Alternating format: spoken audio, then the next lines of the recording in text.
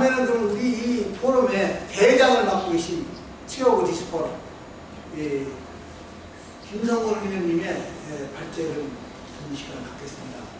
여러분이 잘 아시겠지만 김성근 의원님은 사선의 대한민국 국회 외통 소위 외교 전문 정치인으로 특히 코리안 소사이티 국제관계에 대해서 오랜 시간 깊이 있게 연구하시고 활동하시고 관계하시고 대표적인 고개 같은 정치인이십니다. 발제를 해주십니다.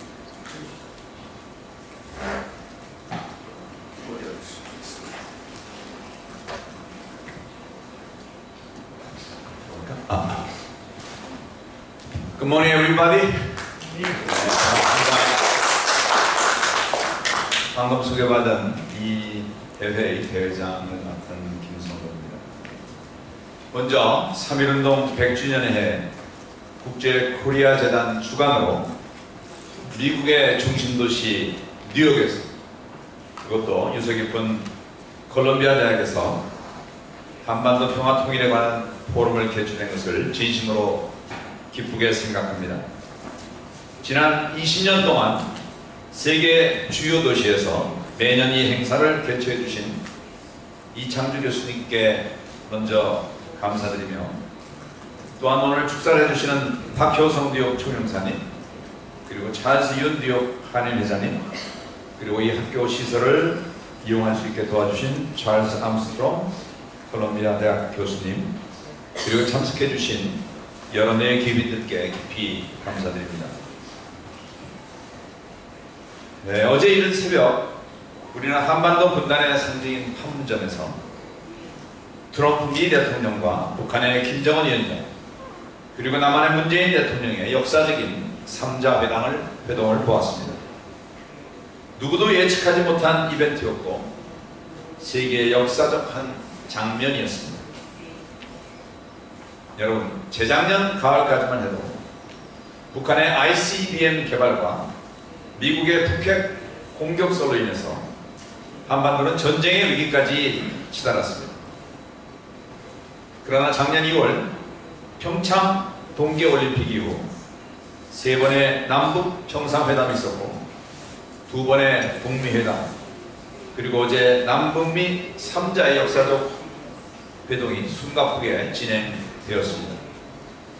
지난 하노이 북미회담 결렬로 인해서 한반도 평화가 잠시 위기를 겪는 듯 했습니다만 이번 판문점 회담을 통해 다시 평화의 불씨가 살아났습니다.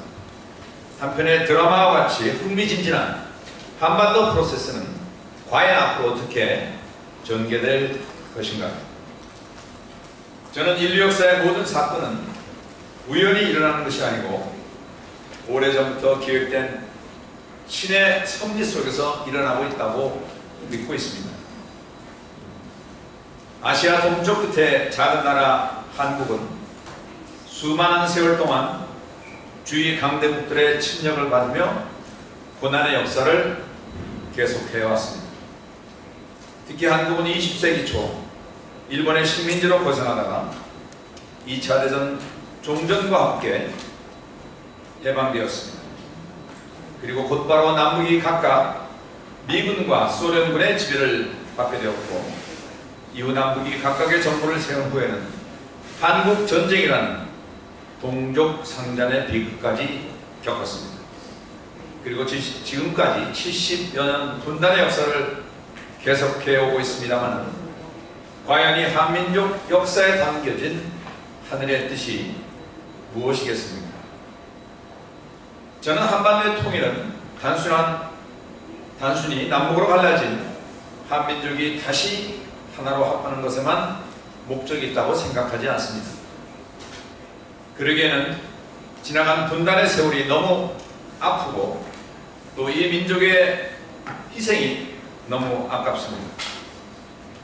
확신하건대 한반도 그리고 한민족의 통일은 공산주의와 자본주의, 즉 좌우로 갈라진 인류의 냉전사의 완전한 종식이요 나아가서는 인류가 오랫동안 꿈꿔왔던 자유와 평등이 아름답게 조화되는 새 문명의 시작이라고 저는 생각합니다. 즉 한반도 통일은 민족사적인 의미를 넘어서 문명사적인 대사건으로서 이를 꽃피우기 위해 한민족이 그토록 오랜 고통의 시간을 인내했던 것이라고 저는 믿고 있습니다. 역사를 전공한 저는 한반도 분단의 시작점을 17, 18세기에 서구에서 일어난 과학문명과 산업혁명에 두고 있습니다. 영국에서 시작된 산업혁명은 인류 역사상 볼 수 없었던 찬란한 물질 문명의 새 시대를 열었습니다. 수공업에 의지해왔던 인류의 옷감은 대규모 방적 공장에서 대량 생산하게 되었고, 말과 수레로 나르던 물품은 증기기관차와 배의 힘으로 대규모 운송이 가능하게 되었습니다. 미국에서 전기와 전화가 발명되었고 비행기와 텔레비전이 발명되면서 인류는 드디어 하나의 지구촌을 만들게 되었습니다.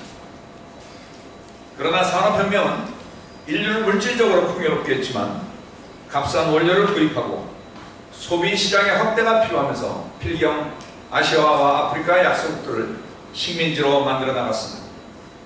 여기서 이들 약소국들은 서구 열강에 의해 발달된 물질 문명을 전수받긴 했지만 정치, 경제, 문화적으로 서구에 종속되기 시작했습니다. 희극과 비극이 동시에 진행된 것입니다. 아시아에서는 일본이 유일하게 일찍 서구 문명의 문호를 개방하고 산업화에 성공하면서 열강에 대열에 서게 되었으며, 그 최초의 희생자가 이웃나라 조선, 한국의 이전 이름입니다. 조선이었습니다.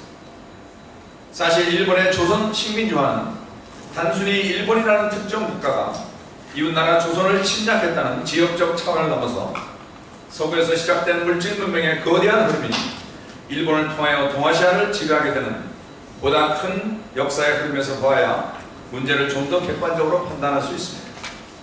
즉 일본의 동아시아 지배와 서구 열강들의 아시아 아프리카 지배가 같은 차원에서 이루어지는 물질 문명의 폐해였다는 것입니다. 그리고 일본의 조선 식민지화가 바로 한반도 분단의 결정적 원인이 되었습니다. 그러나 이들 열강의 자본주의 경제는 자본가들에 의한 노동자의 착취와 비식민 국가의 수탈로 이어지면서 이들 인민들의 저항에 부딪히게 됩니다. 이들은 공산주의 혹은 사회주의로 사상적 무장을 하면서 반봉건, 반외세를 부르짖게 됩니다. 즉 이들은 계급 없는 평등사회와 인간의 탐욕을 조장하는 사유재산 없는 이상적 사회를 주장하며 1차적으로 러시아에서 공산혁명이 성공하게 됩니다.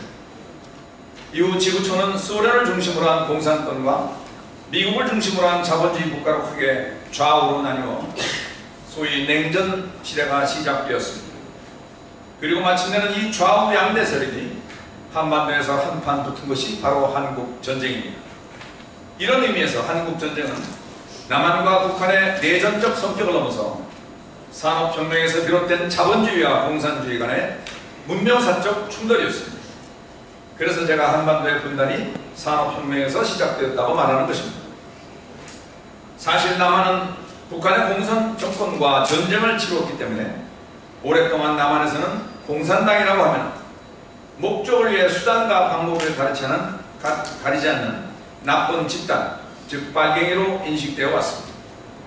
그러나 공산주의와 사회주의는 애초에 계급적 차별 없이 모든 인간의 평등한 대우를 받는 이상적인 사회를 만들자는 좋은 취지에서 시작되었습니다.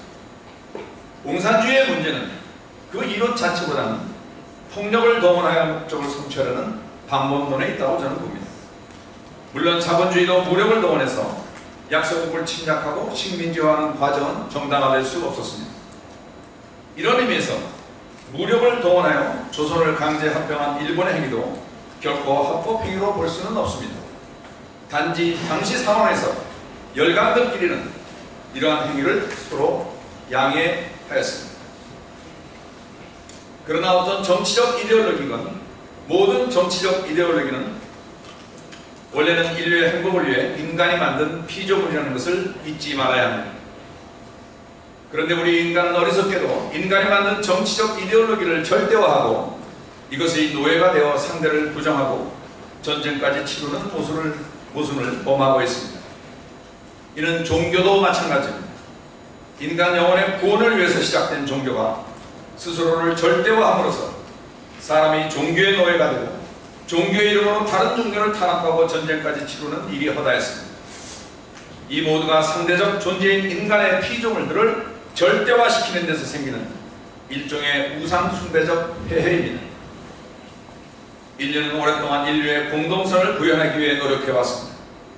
즉 모든 인간이 자유롭고 평등하며 모든 사람의 인권이 제도적으로 보호받는 세상을 구현하기 위해 투쟁해왔고 그 결정판이 1950년 유엔에서 선포한 세계인권 선언입니다. 그러나 이것은 하루아침에 이루어진 것이 아니고 수많은 철학자, 종교인, 정치가들의 깨달음과 용기 있는 개혁을 통해서 이루어졌습니다. 그런데 여기서 강조하고 싶은 것은 인류가 추구해온 자유권과 평등권은 늘 함께 진행되어 왔다는 사실입니다. 노예가 노예제도로부터 자유로울 수 있었던 것은 노예에게도 인간으로서의 평등한 권리가 부여되어야 한다는 사회적 요구에 의해서 가능했습니다. 따라서 자유와 평등은 동전의 양면처럼 늘 함께 가는 것이며 서로를 완성시키는 상호적 관계에 있습니다. 그러나 불행하게도 남한에서는 자유의 가치를 강조하면서도 평등에 대해서는 공산주의적 사상이라며 불편하게 생각하는 사람들이 다수 있습니다. 그러나 이분들도 자신이 약자일 때는 강자로부터 차별받는 것을 부당하게 생각합니다.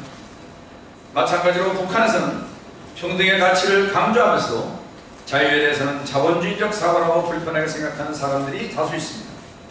그러나 그분들도 개인적으로는 여러 가지 제약으로부터 자유롭고 싶어합니다.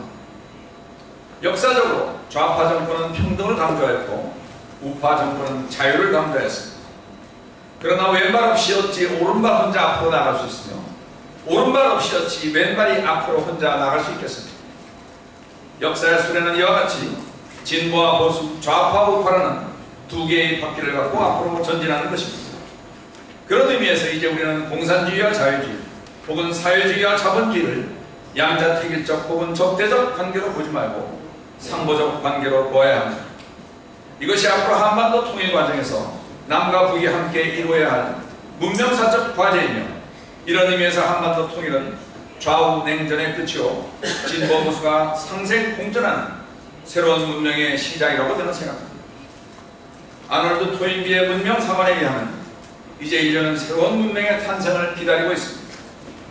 현대 과학 문명이 발달하기 전에는 각 지역의 문명권, 즉 기독교 문명, 이슬람 문명, 중국 문명, 인도 문명 등이 서로 간의 교류는 있었지만 나름대로 굳건한 울타리를 치고 있었습니다. 그러나 19, 20세기 교통통신의 발달로 이 문명 간 울타리가 무너지면서 인류는 하나의 지구촌을 형성하기 시작했습니다. 그러면서 인류는 이제 지구촌을 이끌어갈 새로운 가치, 새로운 문명을 기다리고 있는데 과연 이 지구촌 문명을 창조하고 리드해 나갈 민족은 어느 민족이겠습니까? 저는 감히 한민족이 그 우선순위에 있다고 믿고 있습니다. 아놀드 토인비는 새로운 문명은 서로 다른 문명들이 교차 충돌하는 곳에서 생긴다고 말했습니다. 즉 서로 다른 문명이 교차 충돌하면서 전쟁이 나기도 하지만 새로운 문명이 탄생하기도 합니다.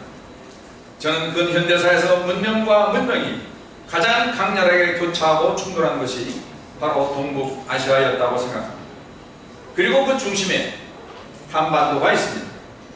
즉 19, 20세기의 동양 문명과 서양 문명, 물질 문명과 정신 문명, 공산주의와 자본주의가 교차 충돌하면서 동북아시아에서는 극심한 혼란이 빚어졌고 마침내 한반도에서는 이데올로기를 이유로 수백만 명이 죽고 다치는 전쟁을 치렀습니다.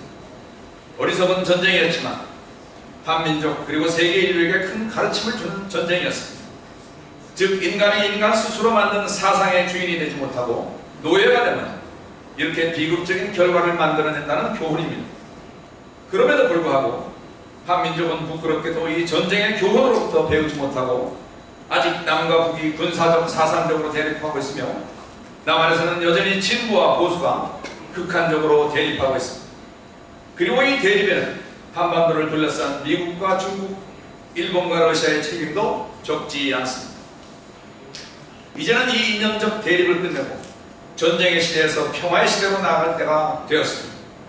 우리 한민족부터 사상의 차이로 인해 서로를 죽고 죽이는 전쟁의 시대에서 벗어나 이제 사상의 다름이 오히려 인류 사회를 풍요롭게 하는 평화 공존의 시대를 열어야 합니다. 여기에 필요한 것이 바로 새로운 정신문명의 창조입니다. 산업혁명이 전대미문의 물질 문명을 탄생시키면서 인간을 물질 문명의 노예로 만들고 나아가 자본주의와 공산주의라는 정치적 파생 상품을 만들었으며 인간을 이러한 정치적 이념의 노예로 만들었습니다. 그러나 이제 인류는 물질로부터의 노예, 정치적 이데올로기로부터의 노예 상태에서 벗어나 진정한 자유를 향유해야 합니다. 이것을 저는 가히 정신개벽이라고 부르며 우리 한민족의 한반도 통일 과정에서 이루어야 할 가장 중요한 선결 과제라고 생각합니다. 그럼 이 정신개벽의 내용은 무엇이겠습니까?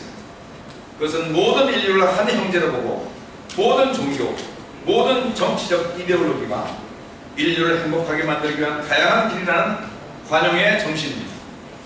내 종교, 내 이념만이 절대 진리요, 따라서 모두가 내 길을 따라야 한다는 배타적 태도가 아니고 상대의 길도 존중하고 다양성을 포용할 줄 아는 상생과 평화의 정신입니다.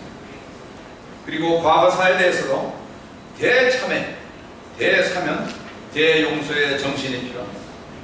일본의 조선식민지와도 또 북한의 남침도 사과받아야 될 과거사이지만 그 사과는 전적으로 상대의 자발적 의사에 대한 진정한 사과여야지 양국 관계가 개선될 수 있습니다. 비록 한국을 괴롭힌 일본이요 북한이라 하더라도 죄는 미워하되 사람은 미워하지 않는다는 정신으로 그들을 우리가 먼저 사랑하고 포용해야 양국 간의 적대 관계가 해소될 수 있습니다. 너희가 대접받고 싶은 대로 남을 대접하라는 황금률의 가르침은 단지 개인 간뿐만 아니라 국가 간, 민족 간에도 적용되어야 할 평화의 메시지입니다. 즉 상대의 사과를 기다리지 않고 내가 먼저 상대를 사랑해야 합니다. 그렇지 않고 우리가 계속 그들을 원망하고 미워하는 마음으로 사과해, 너 왜 사과 안 해? 하며 계속 사과를 요구해보았자 사과는커녕 관계만 불편하게 만드는 역효과를 낳습니다. 지금의 한일관계, 남북관계가 그렇습니다. 따라서 더 이상 과거의 상처를 우리부터 덧나게 하지 않고 모든 과거는 하나님의 섭리로 들리고 우리는 그들을 사랑하는 마음만 갖는다면 모든 상처가 그렇듯이 과거사 문제는 자유롭게 치유되는 날이 올 것입니다. 즉 정신개벽이란 인류에 대한 진실한 사랑을 의미합니다. 우리가 남북한과 한일 간의 관계도 이렇게 해온 상생을 해야 팔레스타인과 유대인의 관계처럼 다른 민족과 국가 간의 갈등도 해결해 나갈 수 있을 것입니다. 이것이 바로 단군 성조께서 최초의 한민족 국가인 고조선을 세울 때 우리 민족에게 주신 홍익인간의 가르침이라고 저는 생각합니다.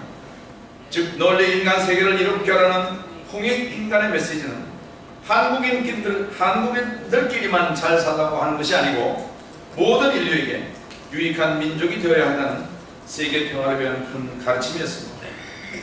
이제 하늘의 한민족에게 부과한 문명사적 과제를 완성시켜야 할 시점이 다가오고 있습니다. 한반도 평화 프로세스에 부여된 문명사적 과제를 풀어나가기 위해 한국 사회의 진보와 보수가 먼저 화해하고 그리고 남과 북이 화해하며 한반도를 둘러싼 4강이 미국, 러시아, 중국, 일본이 함께 손잡고 화해해 나간다면 저는 지난 역사에서 이들 국가 간의 모든 원한의 관계가 눈 녹듯이 풀릴 수 있다고 기대합니다. 부족하지만 저의 기조연설을 이것으로 마치겠습니다. 감사합니다.